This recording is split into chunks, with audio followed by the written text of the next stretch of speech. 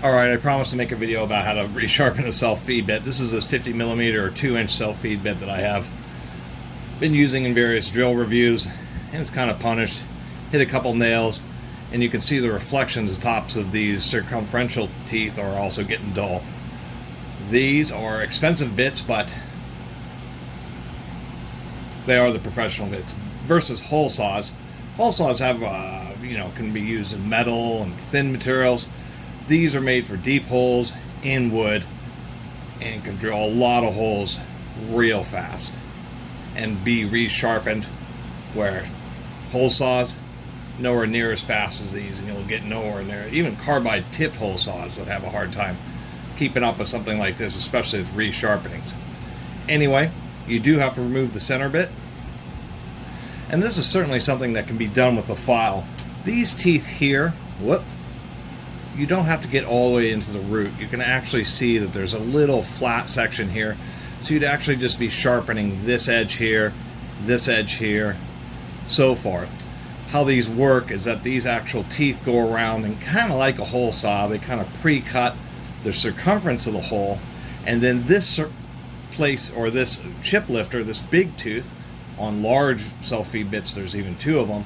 This is just to carve out and lift and pull out all the wood chips that these teeth have cut. This needs to be a little bit lower than the other teeth. So you're going to want to have something pretty straight, so when you're sharpening it, you can make sure that you've gotten this lip a little bit lower.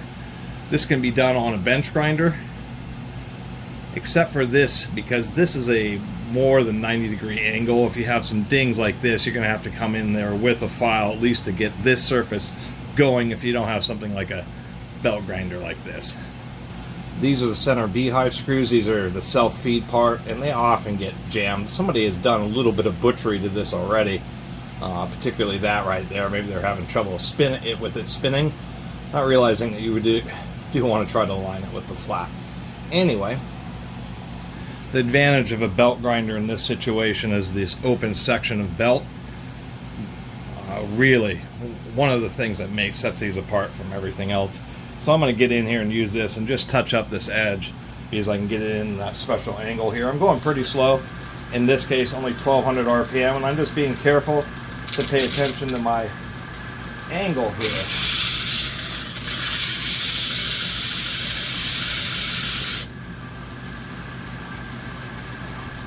Didn't do great. You can see where I've been a little too aggressive on that edge, so I'm going to try to improve that a little bit.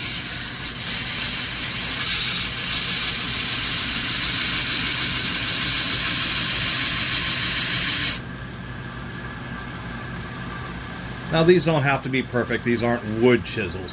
So now that I've done that, what I'm going to go ahead and do, for me, it's, at least intellectually, it's easier to actually sharpen each one of these teeth. Once again, you only have to touch this inner portion. You don't have to get all the way down into the root. But one thing you do want to pay attention of is not only is there this angle here, but if you look this way, the tooth is angled inwards just a little bit like this. So I'm going to go ahead and hit all those teeth.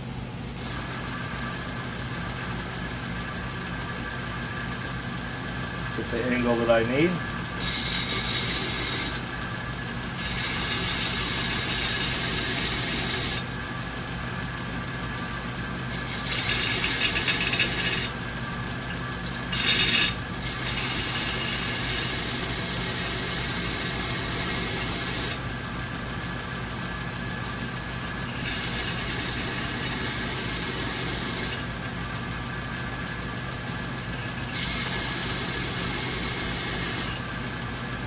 The nice thing about and if you have a variable speed bench grinder, particularly these belt grinders, is you can get them going real slow, so you can just have a lot of control. You're not removing a lot of material, generating a lot of heat. I am using a coarse belt though, just so it goes a little bit faster.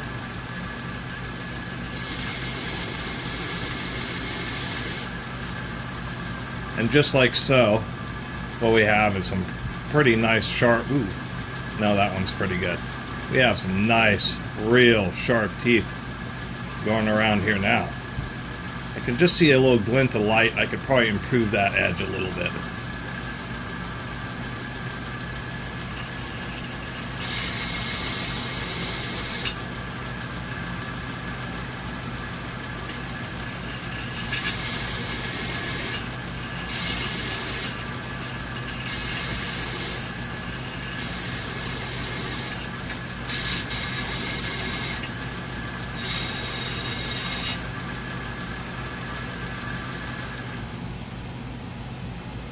Where's my file? Once you've done that, you kind of want to just take a file, something flat, and just try to make sure that you've gotten all the teeth at least pretty close. They don't have to be perfect, but it's definitely the effort. So now what we have is the last surface, this surface here. As we can see from grinding those teeth, maybe if I got this in frame, you can see it's just a little bit low there. Actually, I ground that tooth too much. I'm gonna have to grind these down just a little bit more to match that. But we can see that this edge needs to be brought down.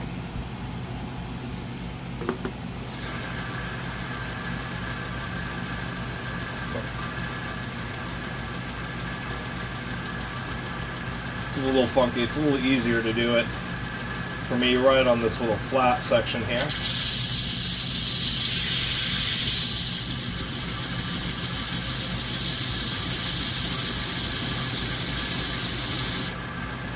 Using two hands because it kind of helps you feel when you've got it right on the flat, and then you can apply pressure right at the very correct angle.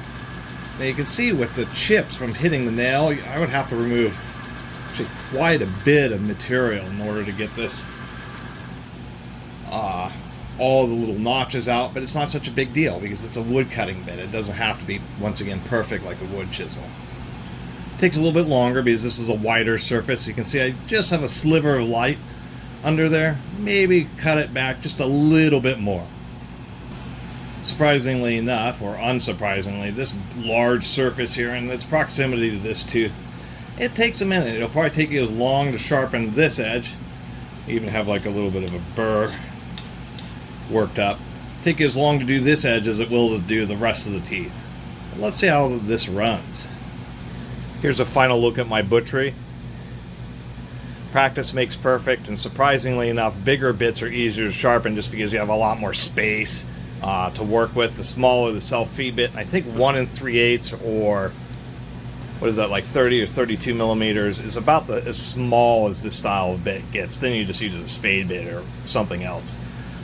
Anyway, even now, this is going to cut like a dream. That's all it takes. You can do that again and again and again and get 1,000 holes out of one of these. And before I totally forget, yes, a Dremel with a grinding stone, put this in a vise. That's another great way of doing it. It's probably the second best next to using a belt grinder or a belt. You know, it kind of depends on if you feel better using a Dremel or using a bench grinder or something like that. Or a file. A variety of ways of doing it. Alright, I'll go and use this Rockwell 632. It's the right tool for the job. Oh, one last thing to mention. The sidewalls, self-feed bits taper in to help prevent the walls from both generating heat and from binding up. And everybody always runs these things way too fast. They're actually meant to be run slower. That way the outside edge doesn't go so quick that it starts overheating and losing its temper.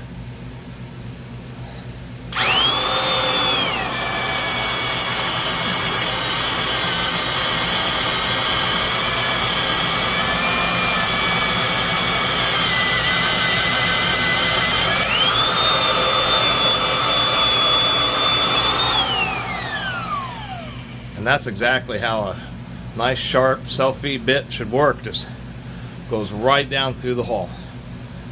I guess the one real negative to them, besides their expense, is they take a lot of power. They actually do take quite a bit of power to drive. Actually, although surprisingly enough, it's less than equivalent size flat or spade bit, it is more than the hole saw. You're engaging a lot of teeth and doing a lot of work. Anyway, that's my little video about how to sharpen a self-feed bit.